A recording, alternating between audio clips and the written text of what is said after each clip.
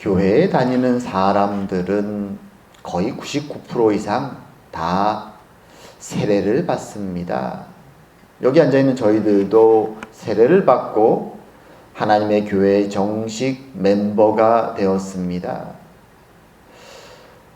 어떤 분들에게는 이 세례의식이 굉장히 감동적이지만 또 어떤 사람들, 특히 저처럼 어릴 때부터 교회를 다닌 사람들에게는 의당 나이가 되고 이제 성인이 되면 그저 통가 의례처럼 교회에서 행해야 되는 하나의 예식으로 생각할 경우가 많습니다.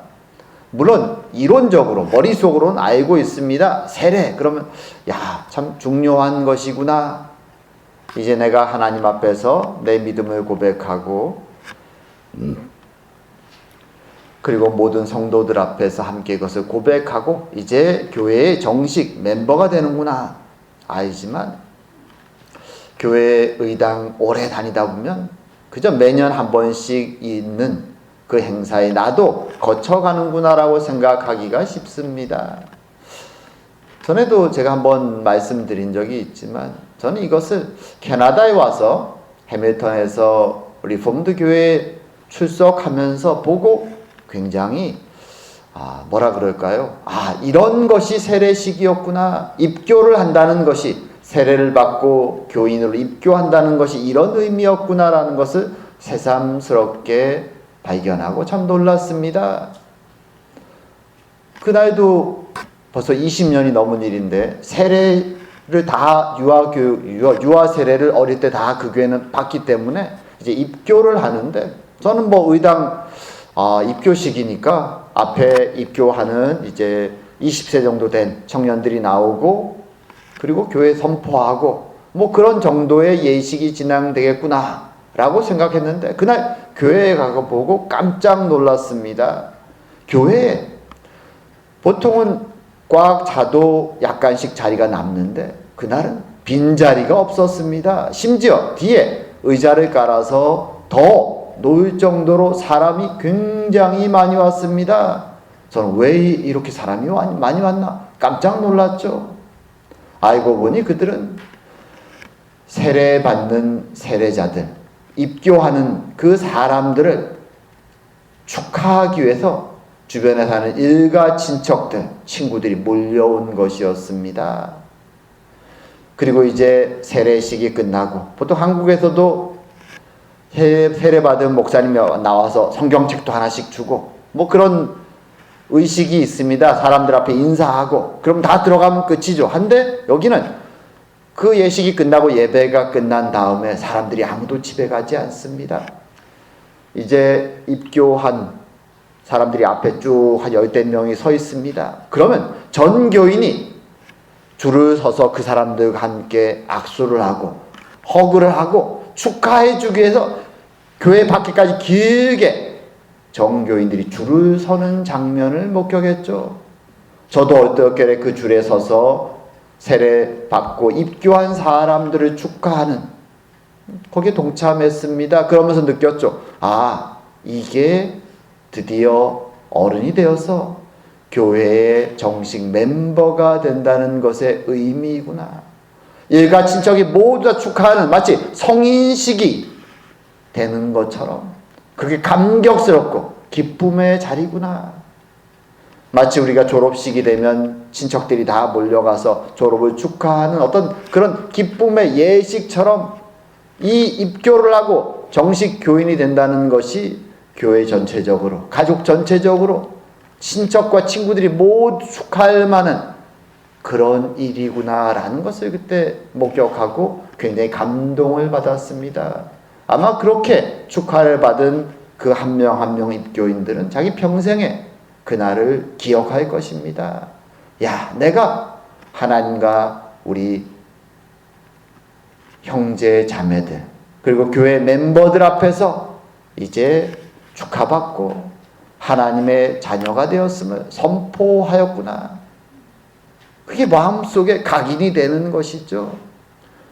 사실 오늘 본문은 바로 그 세례 예식이 처음 시작하는 장면입니다. 그리고 우리에게 세례 예식이 갖는 의미가 무엇인가를 말씀해 주는 중요한 장면이기도 합니다. 오늘 그 내용을 보면서 이 예수님의 첫 번째 세례, 어떤 면에서 우리 모든 교회가 따르는 세례의 첫 번째 세례의 모습을 보면서 예수님에게만 해당되는 독특한 의미, 그리고 우리 모두에게 적용되는 그 일반적인 의미, 이 두 가지를 한번 살펴보면서 하나님 우리에게 주시는 메시지를 나눌까 합니다. 자, 우리가 지난주에 계속 살핀 것처럼 세례 요한은 요단강에 있었습니다. 요단강에 이스라엘 전역에서부터 사람들이 요단강으로 몰려옵니다. 회개하고 세례를 받기 위해서 이제 다가오는 종말을, 하나님의 마지막 때를 준비하기 위해서 사람들이 몰려오는 것이죠. 하나님의 나라가 가까이 왔다라는 그 선포 앞에 나왔습니다. 사람들이 길게 줄을 서서 세례를 받습니다. 그런데 갑자기 그 자리에 예수님이 나타나십니다. 줄을 서서 다른 사람과 동일하게 세례를 받는 장면이 등장합니다. 세례 요한이 깜짝 놀랍니다. 왜 놀랐을까요? 왜냐하면 세례 요한은 예수님이 누군지 알고 있었습니다. 우리가 전에 살핀 것처럼 세례 요한의 가족과 예수님의 가족은 친척이었습니다. 그리고 예수님이 어떤 기적처럼 태어나게 되었는지 세례 요한의 가족들은 그 비밀을 아는 아주 극소수의 사람들 중에 하나였습니다. 세례 요한도 은혜로 태어났고 예수님이 그렇게 신비하게 태어난 것을 알고 있었습니다. 그래서 기대했는데 메시아일 텐데 그분이 갑자기 자신 앞에 세례 받으러 오자 세례 요한은 당황합니다. 그리고 예수님께 그렇게 말하죠. 마태복음에 등장하는 장면입니다. 내가 당신에게서 세례를 받아야 할 터인데 당신이 내게로 오시나이까? 예수님이 그렇게 말씀하시죠. 이제 허락하라.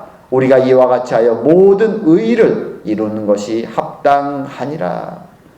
의라는 것이 무엇입니까? 의는 한문으로 옳을 의자를 써서 옳은 것이죠. 옳은 것. 성경에서 옳은 것은 하나님의 뜻을 의미합니다.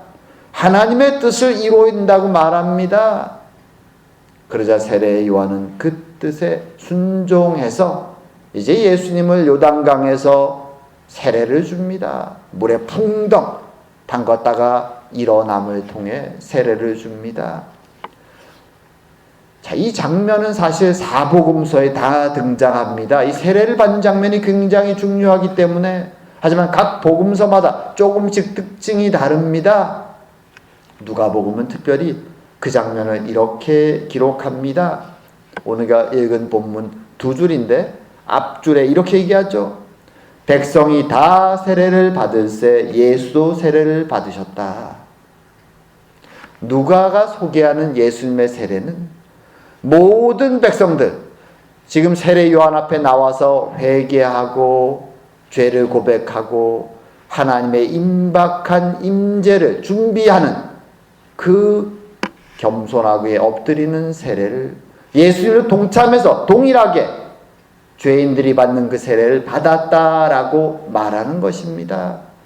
누가가 지금 언급하는 세례의 장면은 예수님이 바로 모든 백성들의 자리에, 그 죄인의 자리에, 회개의 자리에 서셨다라는 것을 말씀해 주는 것입니다. 이게 무슨 의미입니까? 우리가 아는 것처럼 예수님은 죄가 없으신 분입니다. 모든 인간은 부모의 육신을 통해서 태어납니다. 그래서 우리 영혼은 부모의 죄된 본성을 가지고 태어나죠. 욕망이 항상 마음속에 있습니다. 자라나면서 환경에 따라 그 욕망이 더 악하게 드러나기도 하지만 우린 동일한 그런 욕심들, 죄성을 마음에 품고 태어납니다. 하지만 예수님은 그렇게 태어나지 않았습니다. 거룩한 성령에 의해서 기적적으로 마리아의 육신에 잉태되었습니다. 죄가 없이 태어나신 분이죠. 그럼에도 불구하고 그분은 순종의 자리에, 회개의 자리에, 죄인들이 서는 그 자리에 서서 세례를 받으신 것입니다. 이것이 무엇을 의미합니까? 예수님이 하나님의 의로우신 뜻에 순종하셔서 모든 죄인들의 짐을 지시고 그 자리에 서셨다라는 것입니다. 우린 세상을 살 때 내 잘못이 아닌데, 내가 한 행동이 아닌데 내가 오해를 받거나 그 죄의 책임을 묻게 될 때 우리는 억울합니다. 괴롭죠. 우린 절대로 그렇게 행하지 않으려고 합니다. 그런 행동을 하면 바보 같다고 얘기를 하죠. 하지만 오늘 주님께서는 아버지의 뜻에 순종해서 그 죄인의 자리에, 세례인의 자리에 서신 것입니다. 이제 그 길을 통하여 모든 인간의, 그의 백성들의 죄를 짊어지고 십자가의 길을 시작하시기 위해서 순종의 모습으로 죄인의 자리에 서셨던 것입니다. 그래서 이 자리가, 이 세례의 자리가 우리에게는 은혜의 자리가 되는 것이죠. 동시에 그것은 아버지의 뜻이 무엇인가를 우리에게 보여주는 자리입니다. 구약에서부터 신약까지 하나님의 뜻은 동일합니다. 하나님은 타락하여 멸망의 길을 걸어가는 믿음의 조상들을 찾아오셨죠. 그리고 반복적으로 그들에게 하신 말씀이 있죠. 나는 너희들의 하나님이 되고 너희들은 나의 백성이 될 것이다. 하나님은 약속을 주셨습니다. 그리고 아브라함, 이삭, 야곱과 함께 그들이 무너질 때마다 그들의 손을 붙잡고 일으켜 세우시면서 내가 이 약속을 반드시 이룰 것이다 라고 말씀하셨고, 그 약속을 이루시기 위해 출애굽시키셨고 가나안으로 그들을 데리고 오셨고 다윗을 통하여 하나님의 나라를 세우셨습니다. 그들이 죄를 짓고 이방의 포로가 됐을 때 하나님은 또 찾아가셔서 그들을 붙잡고 다시 이스라엘로 회복시켜 주셨습니다. 그리고 이제 그 약속을 완성하시기 위해서 죄인의 자리에 죄인의 짐을 지고 그의 사랑하는 아들을 보내신 것입니다. 그래서 이 세례의 자리에 서 있는 예수님의 모습은 우리를 사랑하시는 주님의 순종의 모습이 있음과 동시에 결단코 어떤 상황에서도 그의 약속을 신실하게 이루시는, 인간의 타락 때부터 완성 때까지 쉬지 않고 일하시는 하나님의 신실하신 사랑과 그의 뜻이 담겨 있는 것입니다. 우린 이것을 기억해야 됩니다. 하나님의 사랑하심, 우리를 향하신 포기하지 않는 그 사랑, 그리고 그 뜻에 순종하셔서 십자가의 길을, 순종의 길을 걸어가시는 우리 주님의 사랑의 모습이 이 세례의 자리에 담겨 있는 것입니다. 그리고 이어서 본문에 중요한 장면이 등장하죠. 기적 같은 상황이 벌어집니다. 자, 복음서에서는, 다른 복음서에서는 주로 이 장면, 하늘에서 내려오는 이 기적 같은 상황을 설명할 때 어떤 시점을 잡는가 하면 강물에서 올라오실 때 이것이 일어났다라고 설명합니다. 하지만 오늘 누가복음은 기도하실 때 일어났다라고 말하죠. 누가는 의도를 가지고 이 문장을 넣은 것입니다. 이 상황을 보면 그렇죠. 예수님께서 세례요한 앞에서 풍덩물에 담그셔서 세례를 받으시고 그 순간 하나님께 기도하신 것입니다. 이제 주님, 제가 십자가의 사역을 시작합니다. 세례를 받고 죄인의 자리에 서서 제가 이 길을 갑니다. 그 자리에서 주님과 대화하시고 기도하시는 것이죠. 그리고 기도를 마치고 강에서 올라오셨던 것이죠. 그럴 때 다른 복음서들은 기도를 마치고 올라오는 순간에 그 모션을 초점을 주고 오늘 본문을 기록했다면, 누가는 바로 그 앞에 있었던 주님이 마음속으로 하나님 앞에 기도했던 그 기도의 순간을 우리에게 보여주기 원하는 것입니다. 동일한 사건이지만 다른 시점으로 보여주죠. 왜 기도가 중요할까요? 기도는 믿는 자들에게, 하나님 백성들에게는 숨 쉬는 것 같은 호흡입니다. 하나님과 항상 호흡을 주고받는 것이죠. 숨을 쉬지 않으면 우리 영혼이 죽습니다. 항상 때로는 밥 먹듯이 그저 가볍게 하나님과 대화하며 살아가죠. 때로는 더 깊은 기도를 통하여 하나님과 교제할 때도 있습니다. 그렇게 기도할 때 하나님은 드디어 응답하신다는 것을 말씀하시기 원해서 누가는 이 대목을 기도하실 때 일어났다라고 우리에게 말씀해 주는 것입니다. 그럴 때 모든 복음서에 기록되어 있는 하늘의 현상이 드러납니다. 세 가지 액션이죠. 동사가 세 가지가 되고 세 가지 구문이 사용됩니다. 먼저는 하늘이 열립니다. 두 번째는 성령이 예수님 위에 내려옵니다.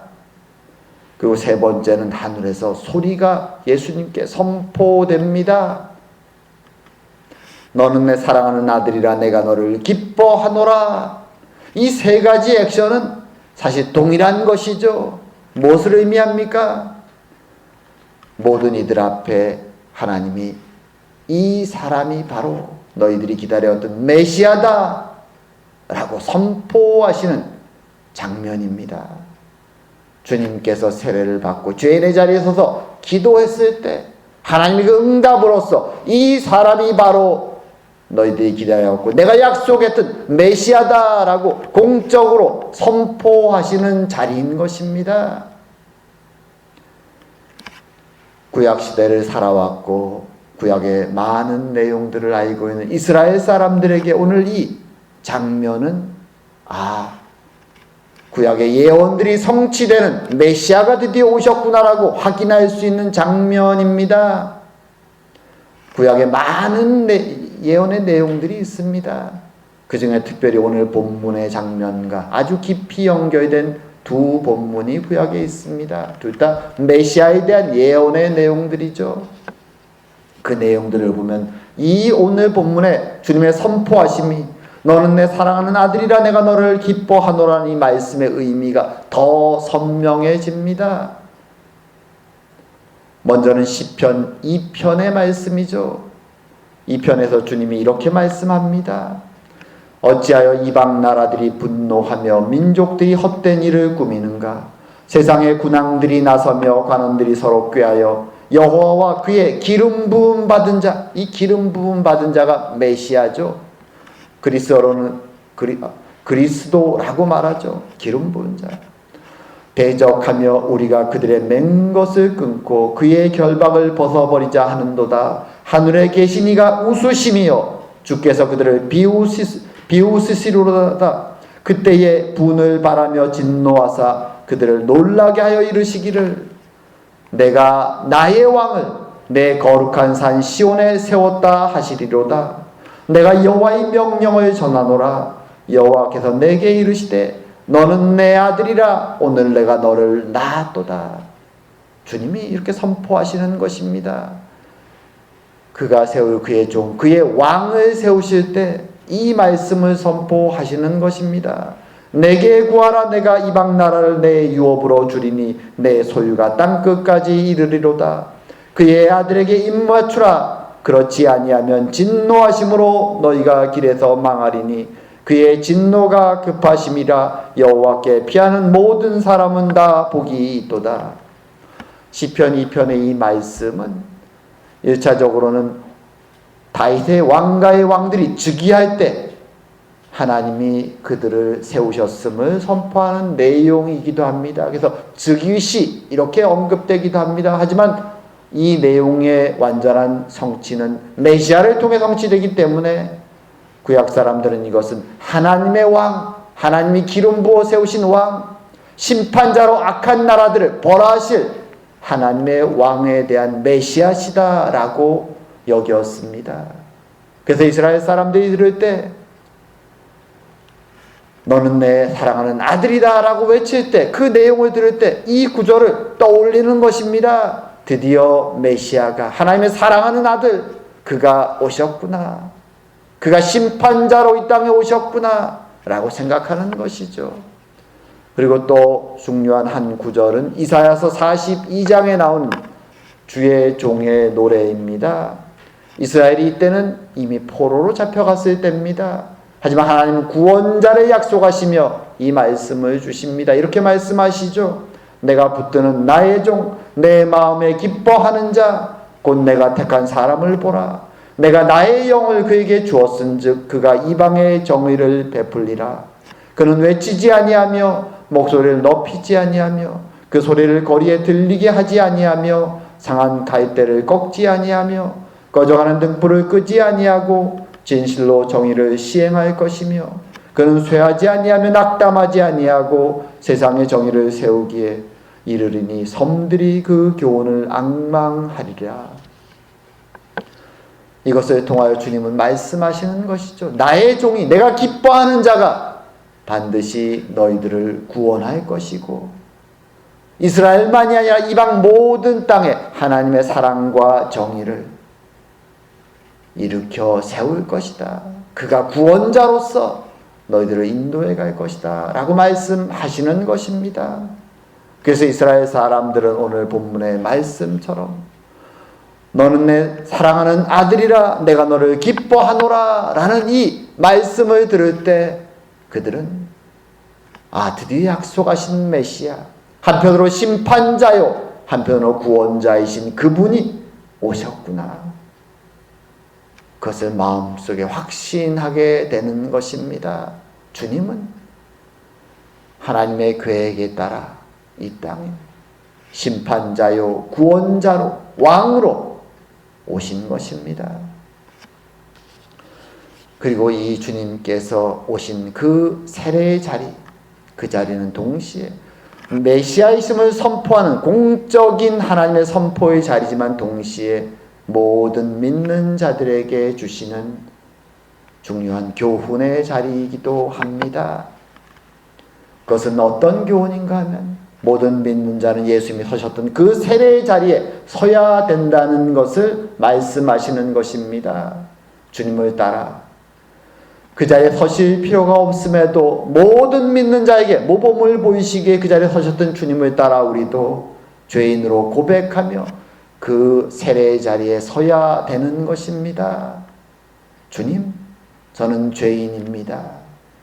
주의 은혜가 필요합니다.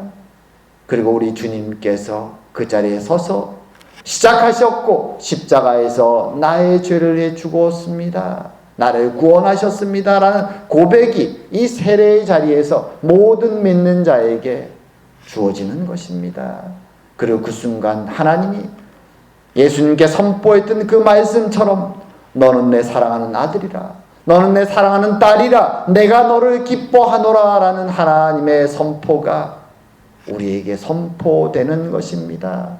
성령의 은혜가 그 위에 충만히 임하는 것입니다.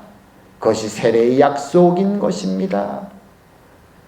물론 이 세례의 약속을 기억할 때 우리가 오해하지 말아야 될 것이 있습니다.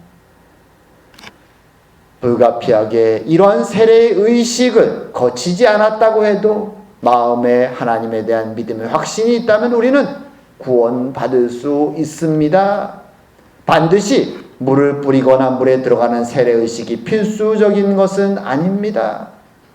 그리고 둘째로 우리가 무슨 요단강에 가서 풍덩하는 예수님이 행했던 것처럼 꼭 그렇게 물에 완전히 풍덩하고 잠길 필요는 없습니다. 세상에는 물이 없는 지역도 많고 그래서 세례에도 물을 뿌리기도 하고 물에 담그기도 하고 다양한 방식들이 있습니다. 중요한 것은 그 의미입니다. 세례의 의미. 주님께서 왜 이 자리에 서셨고 왜 이것을 우리 모든 믿는 자에게 행하라고 하셨는가? 그 의미를 우리는 기억하는 것이 필요합니다.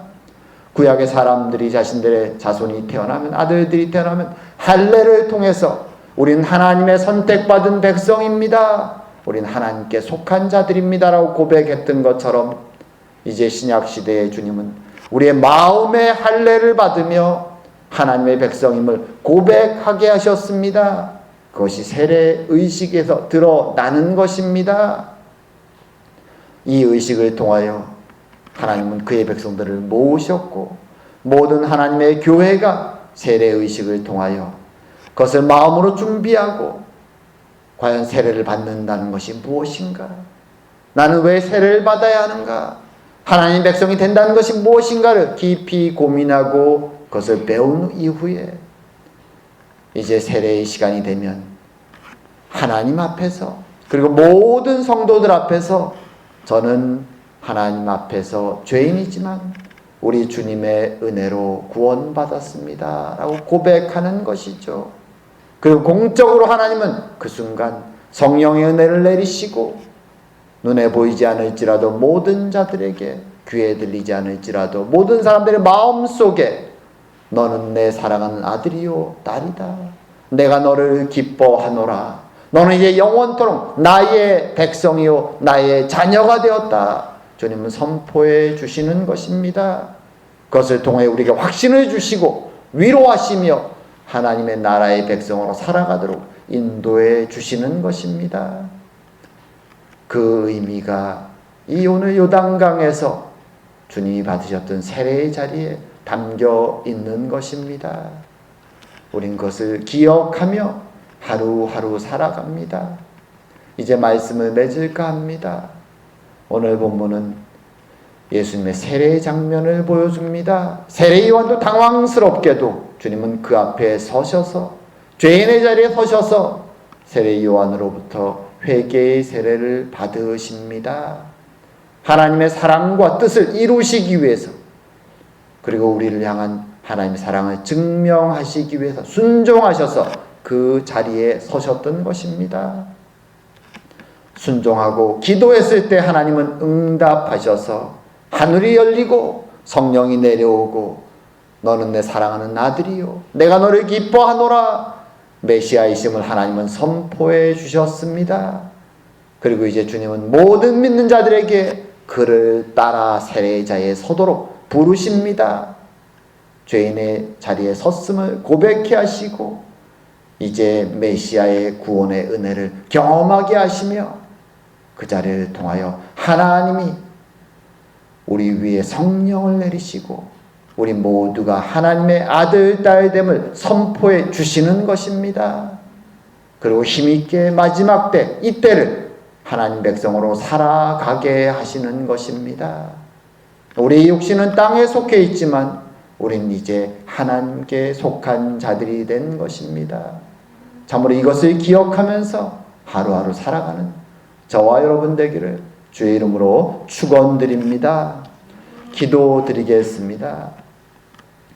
사랑과 은혜의 하나님 아버지, 신실하신 하나님, 하나님의 약속을 이루시기 위해 멈추지 아니하시는 하나님, 사랑하는 독생자를 이 땅에 보내주셨고 우리 죄의 짐을 짊어지고 세례의 자리에 서게 하시니 감사드립니다. 주님이 그날 너는 나의 사랑하는 아들이요 내 기뻐하는 자라 외쳤던 그 선포하심이 이제 우리의 세례의 자리에 선포되었음을 말씀하여 주시니 감사드립니다. 주의 은혜로 말미암아 이제 우리는 하나님의 아들이요 하나님의 딸이 되었습니다. 주의 은혜를 기억하며 참으로 하나님께 속한 자로 주님이 세상을 살아가는, 그리고 주의 세례의 은혜를 세상에 전하는 저희 모두가 될 수 있도록 주님 축복하여 주시옵소서. 오늘도 함께 하심을 감사드리오며 모든 말씀 예수님 이름으로 기도드립니다. 아멘.